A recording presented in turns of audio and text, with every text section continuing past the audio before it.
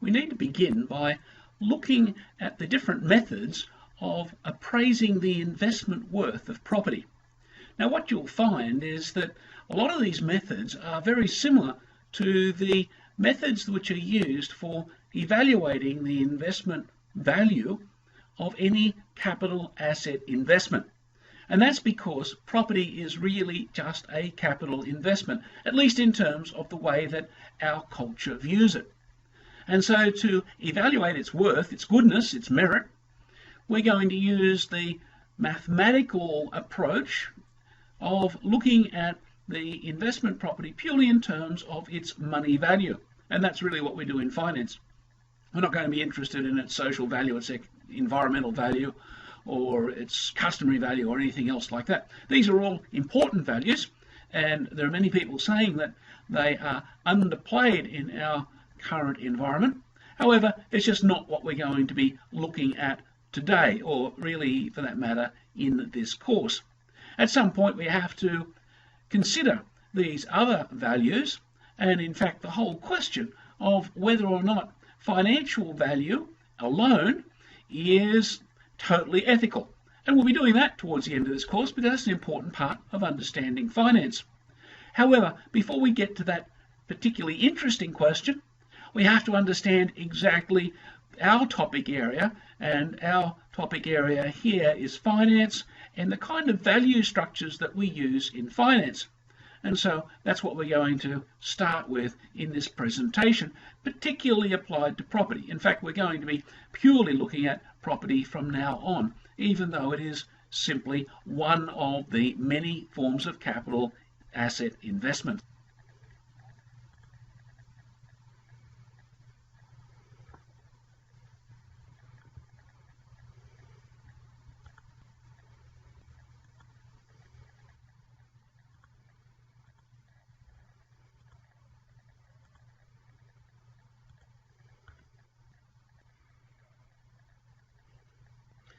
First thing we need to look at is what are the overall parameters? What are the things we're using in our evaluation? And we start with what I'm going to call the investment facts. And that is the fact that when we obtain an investment, usually it involves an initial cost with the promise of future benefits. Investment is all about getting back more in the future than it costs us in the present. Most regular capital assets involve not a single purchase and sale, but rather a series of incomes in the future, and in some cases a series or some sort of complex arrangement of costing in the present. In a number of areas in property, the cost at the present is actually spread out over time. For instance, in development, you start spending money even before you buy the property. And so the major cost happens a few time periods into the project. Overall, we're able to map or diagram to graphically illustrate the pattern of any investment using this pattern of up and down arrows. Here I'm showing the cost as a single down arrow, a single outflow of cash out of my pocket, followed by the expectation of a series of inflows, they're shown in blue, followed at the end by some terminal event, usually the sale. When it comes to property, we expect property usually sells for more than we bought it for. We're expecting a capital gain at the end of the project.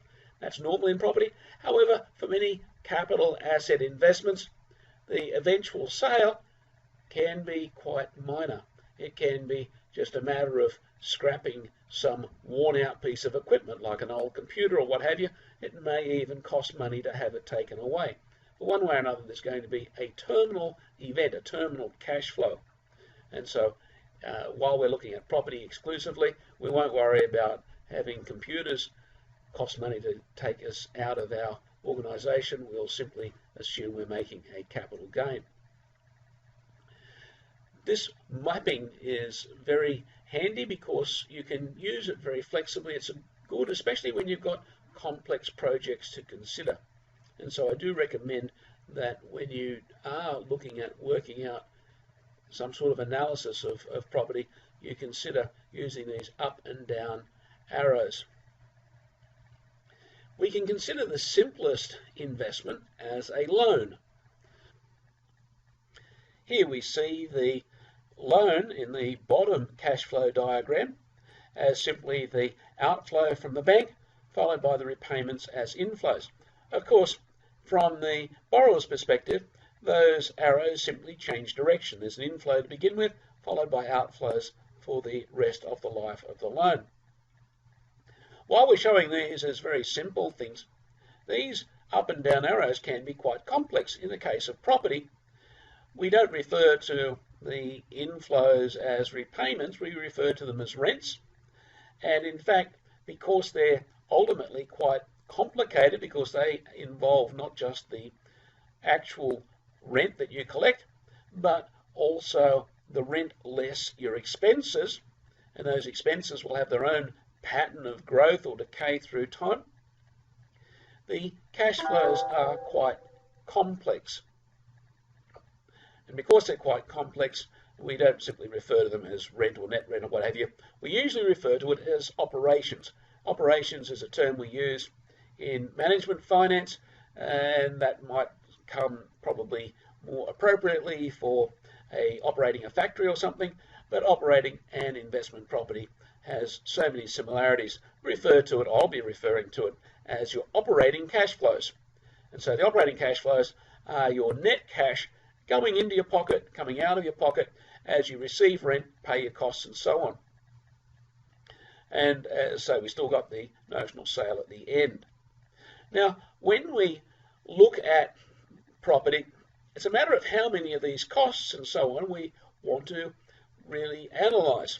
There are two major perspectives, and I tend to see these associated with the approaches in two different countries. And so you get a bit of a choice in Australia.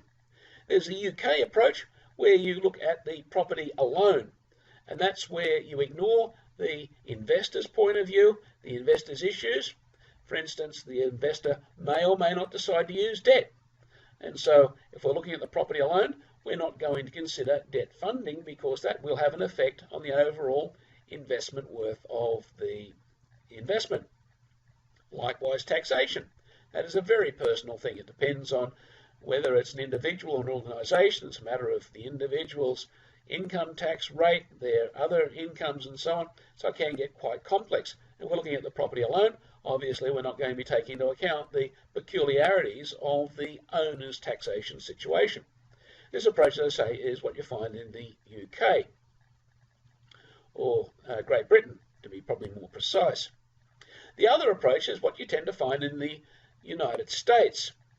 And that's what I describe as the buyer's perspective. The buyer's perspective is where you say, look, I've got an investor. We want to work out what the investor is willing to pay for this property in order to put it into their portfolio. And because they're only going to put it in a particular situation where they're going to leverage it a particular amount and they've got a taxation advantage, and perhaps investors in Australia where you've got negative gearing and so on, you've got taxation deductions from the result of tax losses for owning investment property, that can have a mighty big impact on what people are willing to pay. In fact, I would say that at various parts in the last 30 or 40 years of market history, it's because of people's optimism about the benefit of the taxation benefit has actually driven the market up. And so it's actually given prices more of a boost than they really should have. And so including debt and taxation really gets into the psychology of the buyer. Now, if a valuer is about working out what a willing buyer is willing to pay, which is part of the Spencer test, then the buyer's perspective is important. However, our formal standards tend to discourage that perspective. We tend to take the British approach, the English approach in Australia, so we look at the property alone. However, in this course, we're going to be looking at property as investment. We're not going to be using necessarily these methods for valuation as such. And so even though most of you might be going out and become valuers, we're going to be looking at it from the point of the investment. And so we're going to do most of our work in this course from the buyer's perspective. And at some point we need to actually work out whether that buyer's perspective, the investment perspective, does actually extend into the valuation of the property. And that's an extremely interesting topic that we might look at later in the course. Let's look at now what I'm going to call the simple performance measures. In some managerial finance and other finance texts, you'll find these referred to as static measures of investment performance. I'm simply going to call them simple performance measures because that's exactly what they are. They're simple measures of investment performance. The simplest one is simply the return on investment. It has a number of names. In property, we tend to call it yield. And there are dozens of different yields that we can take, and I'm going to be talking about those shortly. But in general finance, we often refer to it as return on investment. That's its general term. It can also be referred to as the accounting rate of return, amongst many other terms. Oddly enough, it has so many names, even though it's such a simple thing. Everyone seems to want to give it a name to make it sort of sound a bit more impressive than what it is, but it's really extraordinarily easy. It is simply the annual return divided by the cost, depending on whether it's going to be a gross return or a net return, is whether it's a gross return on investment or a net return on investment. It can be tweaked a little bit, so it can be return on equity, which is only that amount of the cost that I actually pay for out of my own pocket. That sort of excludes the bank's contribution through the loan. It can also look at different situations with the return. We've mentioned gross and net, but also in the case of property, let's consider that I might have a shopping complex that might have, let's say, 50 boutique shops and 50 specialty shops. Let's say only 80% of them are currently let. My return on investment is going to be a little bit lower because of my vacancy than if I had the property completely let up. And so do I work out my yield in terms of the current situation, which has got a bit of vacancy, or do I take the equivalent yield of it as it would be if it was fully let up? So I've got two yields there. I also might have a situation where some of my tenants I might have let come in on very attractive terms, and so their rent that they're paying might be below market. And so I've got an actual yield, which is what I'm currently earning, and that's going to be different to a market yield, which would be the yield that I'd get if my tenants were all paying the current market rent. What you can see here is already we've got a handful of different yields. I won't try and go into all of them, but I would like you to think about those different parameters, if you like, net or gross, and for that matter, what is meant by net, because just about every lease has at least the potential to have different costs written in or out of it that are going to be recoverable. So there's many varieties there. We've got vacancy as an issue. We've got all these different dimensions. So we've got many, many different expressions of yield. Yield, accounting rate of return, return on investment, all basically saying the same thing. It's basically your annual return divided by cost. Extremely simple to work out. You can work it out not just on the back of an envelope, you can work it out on the back of a postage stamp. The mathematics is extremely simple. That's probably one of the reasons why it's so useful. The other advantage of return on investment is that it looks a bit like the rate of return that you get from lending money. And so if I put my money in the bank or buy government bonds, I'm going to get an interest rate. An interest rate, it comes as a percentage.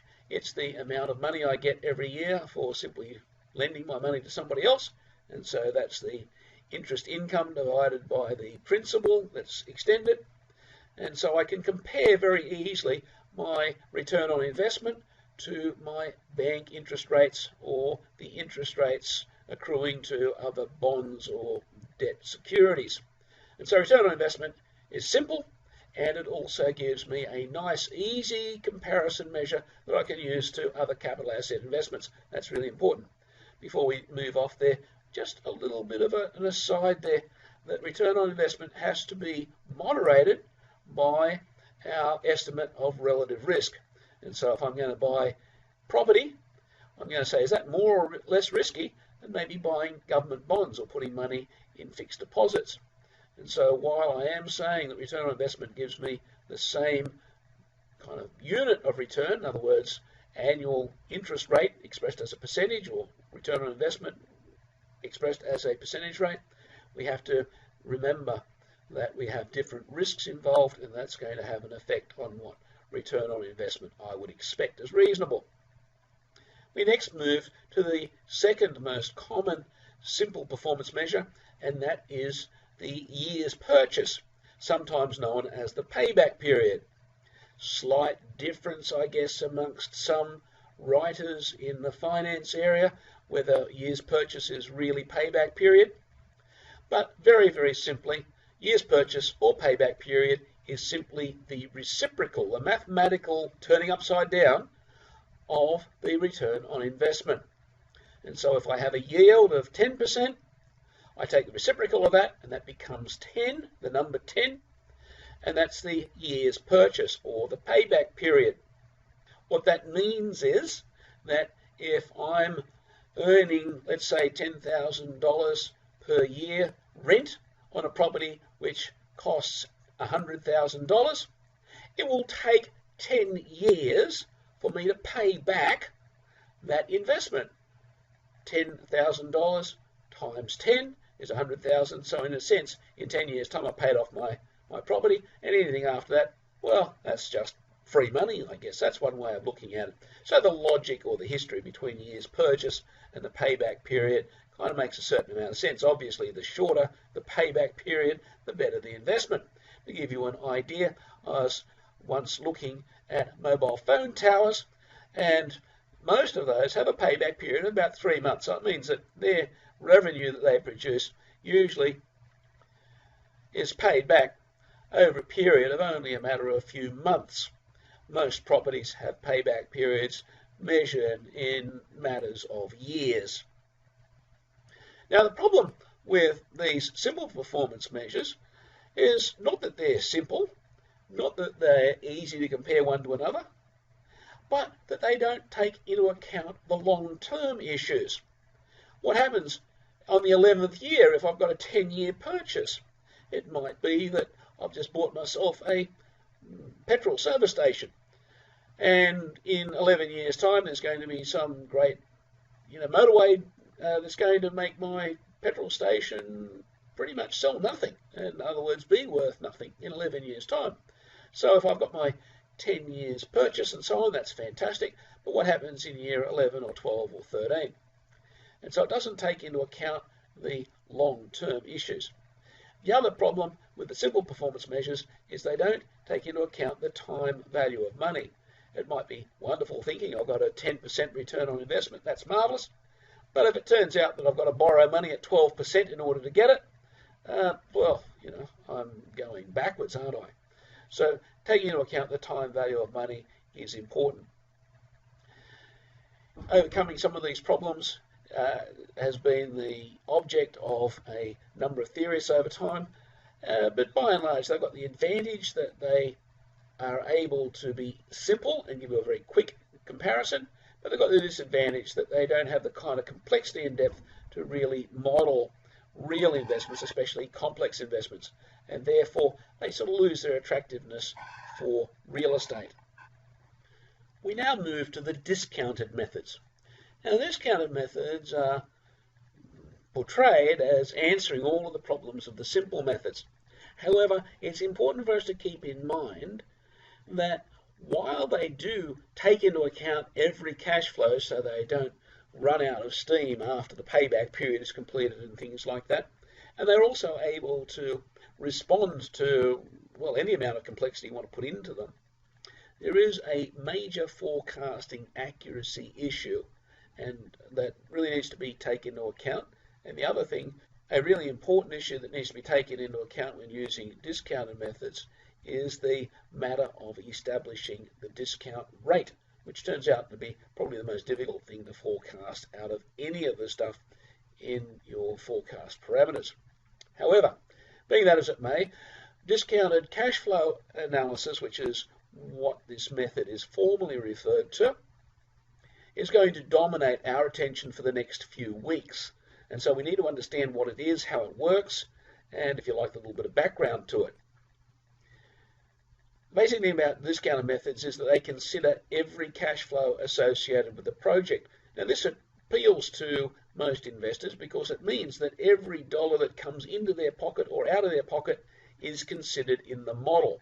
And we talk about models in discounting methods because really what we're doing is producing a mathematical model of exactly what's likely to happen with the investment.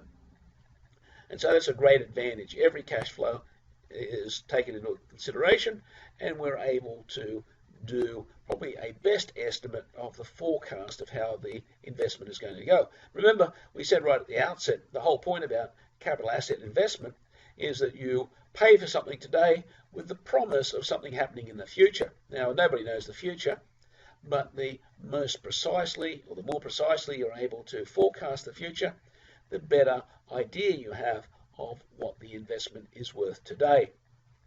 Now, discount methods come in two basic forms, two different packages. One package gives you an answer which is called the net present value. The other gives you an answer which is called the internal rate of return. It turns out that both of those methods are closely related. For a number of mathematical reasons that I won't go into here, the net present value is mathematically superior.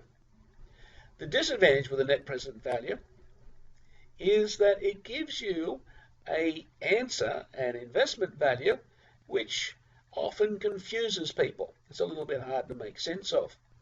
That means that it's important for you guys to understand what net present value means, so you're not confused, and also with that clarity of understanding, you're able to use these methods effectively for your clients who are very unlikely to understand net present value unless they happen to be accountants with a finance background or something. Okay, what's the net present value? It uses the required rate of return. In other words, that's a situation where I say, I'm only going to invest in this investment if I'm able to get a 10% return every year, or a 12%, or an 8%, or whatever it is.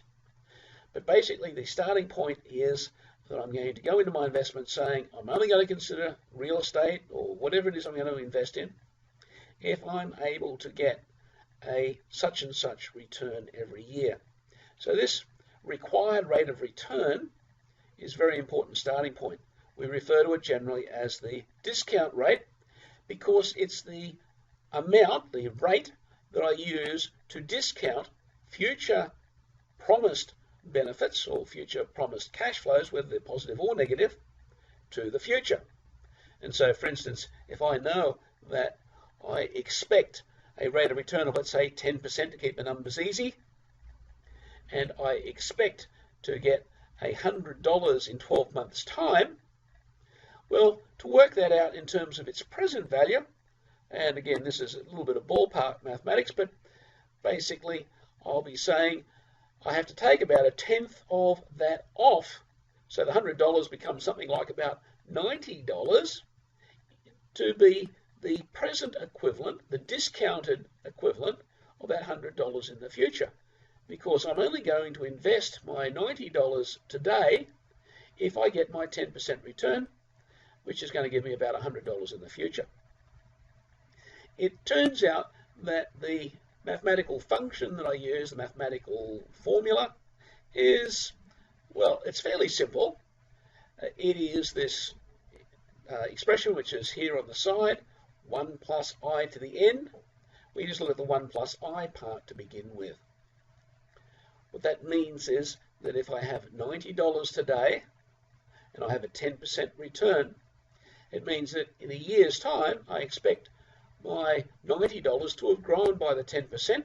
So that will be 90 plus 9, which is 1/10 of 90, which gives me $99. And so if I have a 10% return, I'd expect that if I'm going to get $99 in 12 months' time, that's really only worth $90 to me today.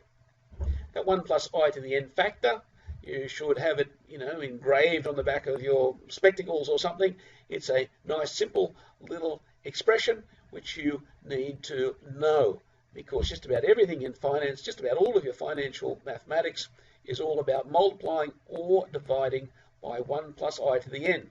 You use this little mantra, if you like, if you do meditation or something. 1 plus I to the n, 1 plus I to the n. I'm feeling wealthy, 1 plus I to the n. If you remember 1 plus I to the n, you go a long way to being able to understand financial maths.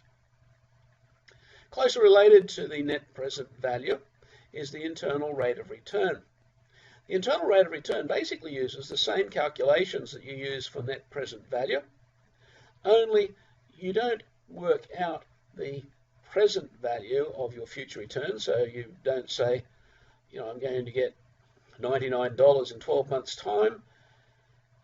What's that worth today? And you say, well, I'll be willing to pay $90 to get $99 in 12 months' time because I expect 10%. That's kind of the logic of net present value. Internal rate of return is where you are faced with a situation of an investment costing you $90 today. You expect to be able to get $99 when you finish the investment in 12 months' time. It might be a fixed deposit or something. The internal rate of return simply asks the question, what is the rate of return which that investment is giving me? And so it starts off with the cash flows, all of the cash flows, the present value and the future value, the $90 and the $99 in our example, and it calculates the discount rate, if you like. We actually refer to it as the IRR rate. This is not exactly a discount rate, but it's really the discount rate which gives us a zero net present value. And we'll be seeing that illustrated as we go along, so don't lose too much sleep about it today. What you can see, though, is that the internal rate of return is related to the net present value. In fact, it's derived from it. The nice thing about the internal rate of return is that it appears to give us something similar to an interest rate or a return on investment rate. And for that reason, the internal rate of return is attractive to many investors because it gives you an understandable metric, an understandable measure of investment attractiveness. However, it's mathematically inferior. I don't want to explain why that is at present. You can find that answered in most finance textbooks that introduce discounted cash flow technique. But be wary, IRR is popular, but it's weak compared to NPV. For those property valuers amongst you, when you look at the NPV, if you have some complex set of cash flows, let's say it's $99 in 12 months' time and $105 in, whatever, a series of cash flows off into the future, let's say 5, 10 or 20 cash flows off into the future. If I bring all of those back to the present and add up all of those future benefits, in other words, all those up arrows in our previous diagram, by adding them all together, that gives us the amount of money that I should spend on that investment to give me the return I'm looking for, that discount rate sort of built into the calculation. So net present value actually lends itself to being used by valuers to give us an investment value for a property, or for that matter, any other capital asset investment. The benefits of discounted methods are that all of the cash flows are considered. The shortcomings are that all values are forecasts, and there are some computational compromises because even things like working out future growth into the future is a little bit tricky because we're going to be making assumptions about, let's say, we're going to assume that property prices are going to continue to improve at a fixed rate for the next 10 years or whatever, or interest rates are going to be such and such for the next 10 years. Well, hello. If you look at the history of the property market, you don't find that property growth happens 2 years in a row in the same number. It's all the time going up and down. So our forecasts are prohibitively complex, and so we simplify our computations a bit to overcome that. Let's look at an example. Let's look at a property worth $100,000 with net rent of $10,000, and we have a desired rate of 8%. So it means I'd be happy to take that property on 8% return. I also anticipate selling in 5 years' time for $140,000. If I work out my return on investment, remember that's net return over value, so that's 10,000 over 100,000, that gives me 10%. That's really nice and easy. Also, that return on investment, ROI, is 2% above my desired rate of return. And so I'd say, yes, I definitely buy that because it's going to give me a higher rate of return, a higher return on investment than my desired rate. And so I'm happy. I buy it. Game over. That's really easy. Likewise, I can work out the payback period. Payback period is 10 years.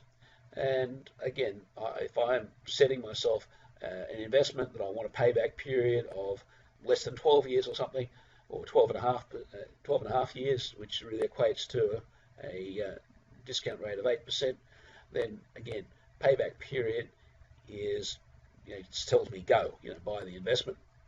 Static methods, however, miss the real investment benefits of the long-term performance, and that's largely the capital gain in this case. And so that's where we move into the discounted methods. Let's see how that shapes up. Here we have a simple discounted cash flow analysis. Some of you who may have done the advanced tasks, the extension tasks in FinTuit, will have noticed this looks very similar to some of those higher tasks. So you guys could be able to write this up yourself. However, what have we got here? We've got the cost of $100,000. Here we go to buy the property. Then we're expecting $10,000 to come into our pockets for each of the next 5 years. And in the 5th year, we're going to be selling the property for $140,000. So it means that on the 5th year, our total cash flow is actually $150,000. That's a nice lot of money. And by that standard alone, we'd say, well, let's go and buy this because we're going to get more money in the future. However, we have to recognize that a dollar in the future is not worth a dollar today. And so, for instance, if we look at the situation in year 1, we're going to get our $10,000. So our total cash flow is just the operations cash flow of $10,000. However, we're going to divide it by 1 plus 8%. And dividing, 1 over 1 plus 8% raised to the 1th power, n equals 1, gives us the number 0.9259, expressed to 4 significant figures. This is referred to as the discount factor. The discount factor is derived from the discount rate. The discount factor is 1 divided by 1 plus the discount rate raised to the number of years or number of periods into the project.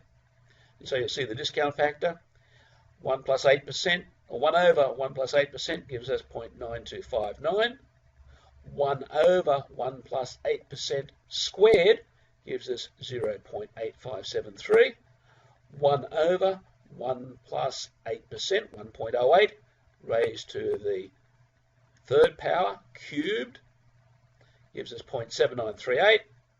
1.08 raised to the 4th power and take its reciprocal gives us 0.7350, and so on off into the future. So it means that our $10,000 in 12 months' time is really only worth $9,200 today. Likewise, the $10,000 at the end of the 2nd year is only worth $8,500, and so on. And by the time we get to the end of the project, our $150,000 is actually slimmed down to only a tad over $100,000. However, the set of 5 cash flows is the total benefit that comes from spending $100,000 today. And so in terms of the present value of these future benefits, we can add 9,000 plus 8,500 plus 7,900 and plus 102,000, and that all adds up to a number that looks like about $135,000. Now the important thing is that these black numbers down along the bottom here are dollars in today's value, and so the 135,000 is the equivalent of these future benefits already with the 8% factored in. And so it means that I'm overall better off by $35,000 as a result of buying this property investment rather than investing my $100,000 in some other investment which only gives me 8% and nothing more. Despite looking rather complicated when you first encounter it, This model, as we're going to call it, this discounting model, is in fact quite simple. It really only consists of a number of applications of one very simple factor, that's dividing by 1 plus I to the n, and some additions. While we're showing it on a very simple case where we're simply looking at the net cash flows for the rents, the net rents, as the only revenue, we could break those up or divide them into all of their various components of incomes and expenses. And it's easy to see that this discounting approach uses all of the cash flows, or at least it has the capacity to use all of the cash flows. And so by the time we put more detail and depth into the revenues, the capital, cash flows, and so on, it really does use all of the cash flows from the time you buy the investment to the time you let it go. And so the nice thing about the discounted approach is that it can accommodate quite complex cost and return structures over the entire length of the operation of the investment. And it's quite straightforward to compute. Really what we've shown you here in this very simple example is really all there is to the essential part of the discounting analysis. The rest that we haven't put more detail into is really just an annual cash-based profit and loss statement, revenues minus expenses. And if we want to include things like leverage and taxation, we can do that if we choose. The nice thing about it is that the simple discounting process yields a nice performance figure that we've talked about before, the NPV, that indicates the net money benefit of the investment. And so that tells you how much better off you are by buying this investment rather than investing your money somewhere else and getting the discount rate as your interest rate or your rate of profit. This approach, by the way, has been used by property people, property valuers especially, to work out the present value of the investment, the property, which after all is defined as the present value of the future net rents. That's what we introduced way back at the beginning of the valuation studies as the definition of value when we're looking at income approaches to valuation. And so it's a very simple way of giving us this financial approach, this income approach to property value. One thing though that we need to look closely at is the fact that it's highly dependent on discount rate. We've been operating the analysis in our little example on the basis of a discount rate of 8%. What I want to do now is look at what happens when we change the discount rate. On this graph, what we're showing is the graph of the NPV up the y-axis against changes to the discount rate, which is the independent axis, the x-axis if you like, across the bottom. We were looking at 8%, and so we came in with about a $35,000 NPV. What we can see here is that as the discount rate increases, the NPV falls, and that's a fairly common trend. It turns out that the way that this slope downwards happens, how steep it is, and where it crosses the x-axis, depends on the timing and magnitude of the cash flows. You'll note here, though, especially this point around 16%, if we just eyeball it, which is where the discount rate gets so high that the NPV, which has been falling, reaches 0. That's really the discount rate where the future benefits from the investment only just equal, in present value terms, the current cost. And so in a sense, the investment is balanced on that particular rate of return, rate of profit if you like. This rate is referred to as the internal rate of return. It's internal because it's the rate of profit which is kind of within the system, within the pattern of incoming and outflowing cash flows. So it's an internal rate of return or internal rate of profit, whatever you want to call it. It's normally called the IRR, internal rate of return. Now, while we can see it graphically as around 16%, we can compute it, and in fact Excel will compute it for you automatically. It comes out here as 15.8%. So what that's saying is that while the yield appears to be 10% and the year's purchase is 10%, we're saying we've got a nice comfortable $35,000 NPV. The project as a whole is really running almost 50% higher, in fact more than 50% higher than the apparent yield. And this is because the discounted cash flow analysis has picked up all of those cash flows that the static methods, the simple methods, don't bother about analysing. And so that's the primary advantage, that you're able to get a far crisper idea, a far more precise idea of what's really going on, because the entire investment is analysed. And therein lies the attraction of the discounting methods. If we look now at our internal rate of return, we can see that we can check it by simply putting in as a discount rate the 15.8, or in fact 15.84%, and see what happens. It turns out that the discount factor here, 0.8633 and so on across there, is such that these future cash flows are discounted a bit more heavily than before, and by the time we add them back, it turns out that they come very close to exactly balancing the $100,000, within about $17 in this case. And if we were to put another decimal place or two into the calculation, we'd be able to get that to zero. But what we can see is, out of $100,000, $17 is hardly worth talking about. Here we can say that we are operating so that if we were to have some kind of investment where I put in $100,000 and then take out the 10,000, the 10,000, the 10,000, and at the end the 150,000, the rate of interest that I'm earning to get these four outcoming cash flows would be the 15.84%. So it'd be like starting 5 separate fixed deposits with a bank, each of the 5 returning 15.84%. If I put 100,000 in and I take these amounts out, by the time I end up with year 5, I've got virtually nothing left. That's another way of looking at the IRR. We don't need to go too far into the theory of IRR now.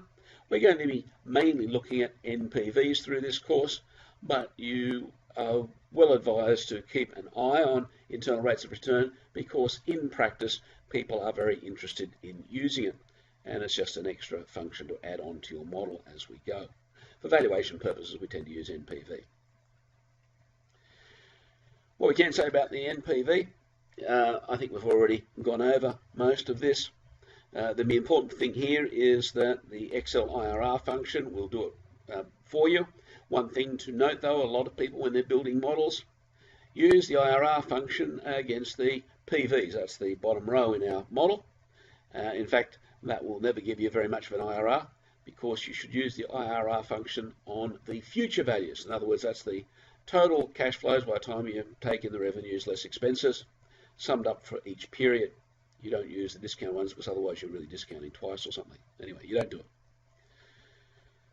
One curiosity about the IRR is it can't be computed directly. You have to use the Excel function, and for the mathematically inclined amongst you, problem with that, well, not much the complication with it, is that it's an iterative function. You can't actually get a mathematical algorithm to compute it directly.